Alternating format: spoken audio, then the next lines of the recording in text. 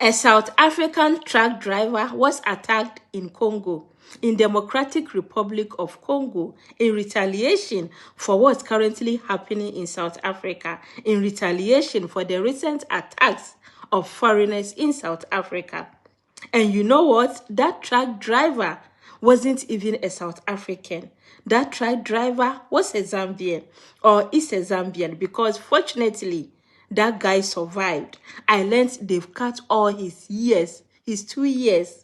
So guys, you see, violence only breeds more violence. When innocent people are being attacked because of where they are coming from, everyone loses. So I will advise the rest of African countries not to stoop too low, not to lose their control and retaliate on South Africans. We can retaliate on South Africans, you know, on a different angle, yeah? But not to use violence, or else we all lose. Let's watch. You know, the chaos which has happened in Congo, it has now affected a truck driver from Zambia. Instead of attacking South African truck driver, right now, they're attacking innocent people from Zambia. How? Because they can't know which one's from South Africa and which one from Zambia. Because, you know, Zimbabwe, South Africa, Botswana, Zambia, they're only using one language, which is Zambia, border of personal violence. Because of these 3 people, Pakilan Takati, Ngisomusumu, and the Jacinta, these 3 people, they have caused a lot of problems to innocent people. A lot of people, they are being a victim because of this 3 people. How are they going to now handle the situation? And how are they going to control the situation? It's affecting innocent people, and it's affecting innocent countries. This is not good.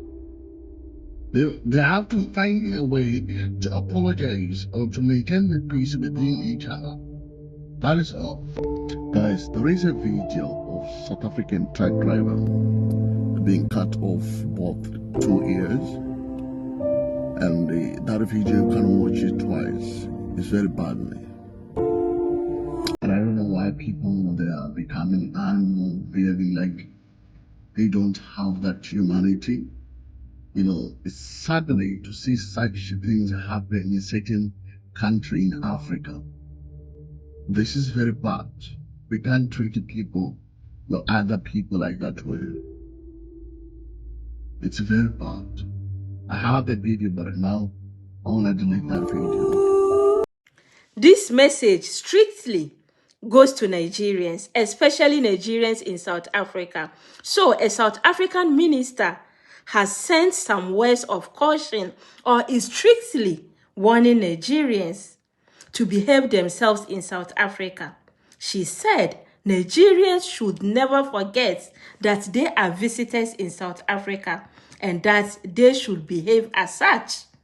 This minister is saying that Nigerians are becoming unbecoming. Nigerians in South Africa are becoming unbecoming, and they need to be stopped.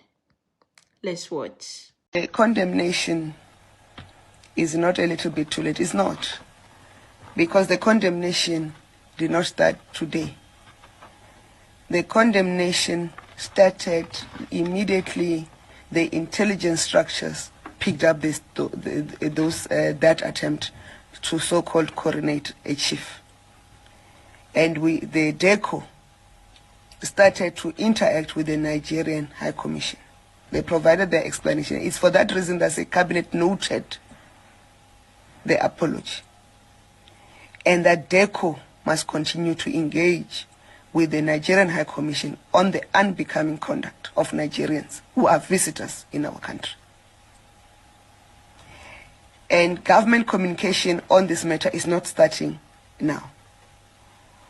The Deputy Minister of Traditional Affairs, Reverend Bans Ngamashi, was on the ground interacting on this matter long before the march. And even on the day of the march, he was there interacting in the Eastern Cape with the relevant people. If you recall, remember there were fake news that the King Dalindlebo has endorsed the so-called coronation. It was the deputy minister who was there to make sure that the Abatembu royal family clarifies the position, which they later clarified.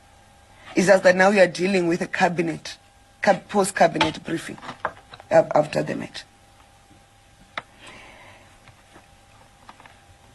Cabinet has no view about Nigerians. If they are when they are in the country legally, they are welcome to be in the country legally.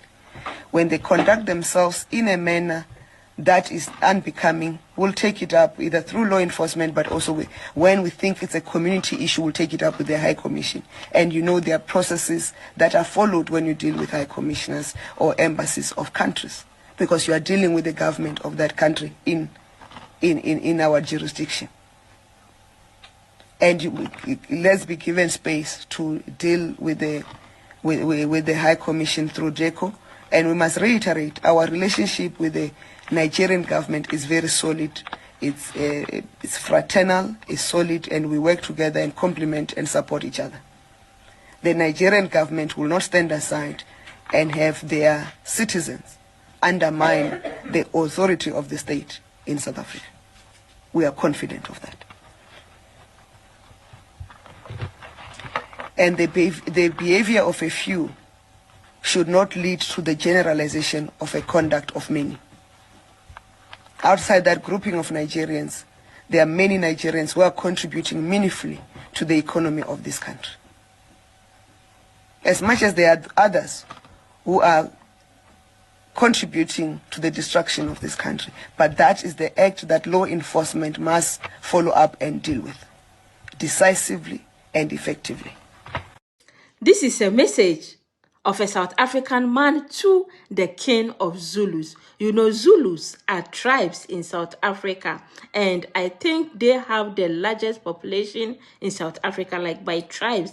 You know, Jacinta, Pakelum, Takati, and Gizwe, they are all Zulus. So this man has sent a strong warning to the king of Zulus. He said his days on the throne are numbered. Let's watch.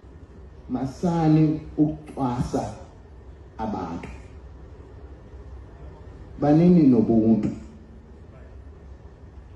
isizwe esiyihloniphayo naso siyahlonishwa sizwe. Oh, bayeti, my nigga.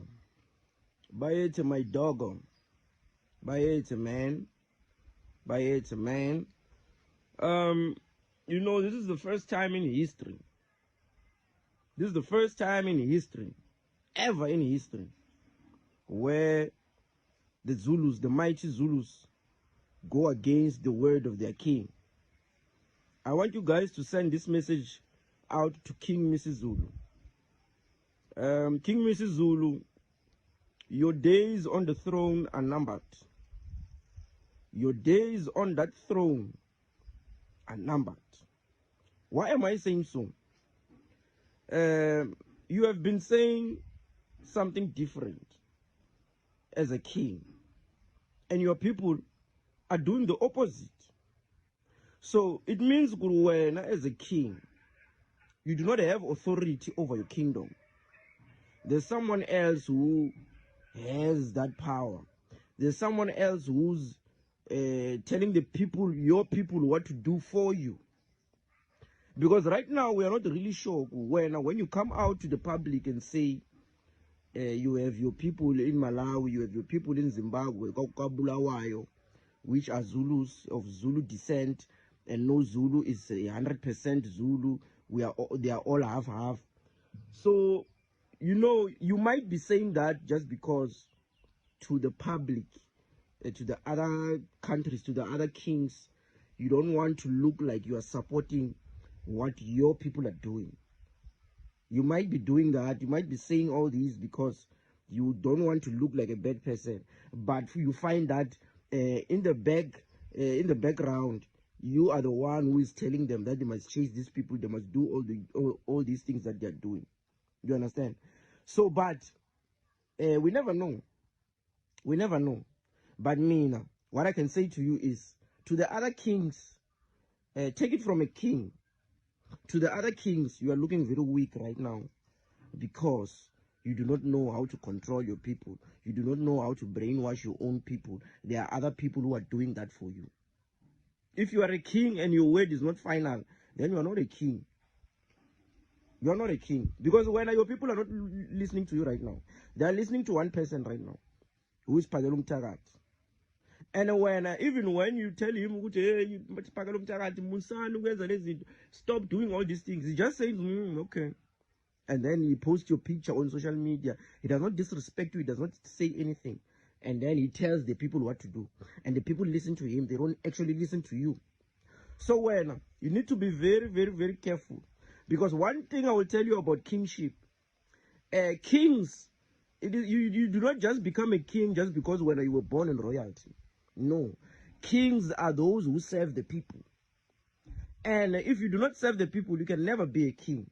That is why when your people are not listening to you, they are listening to the king that serves them and their needs. They are listening to the king that knows how to direct them where he wants them to go in order for him to achieve whatever he wants to achieve for the Zulu kingdom or for the Zulu nation.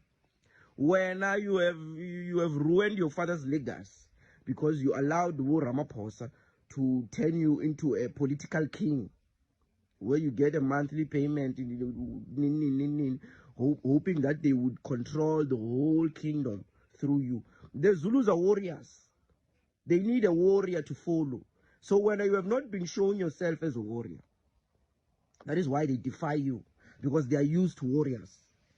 When you're a cheese boy, you grew up there in Swaziland with your mother and all those things, cheese boy. That is why I'm telling us all. This is the first time in history where the people disrespect a king like this. It's the first time in history. So, but just know good, your days on that throne are numbered. It's going. Pagalum Tagat is taking it. Mark my words. Thanks for watching, guys. Let me know your take or thoughts in the comment section.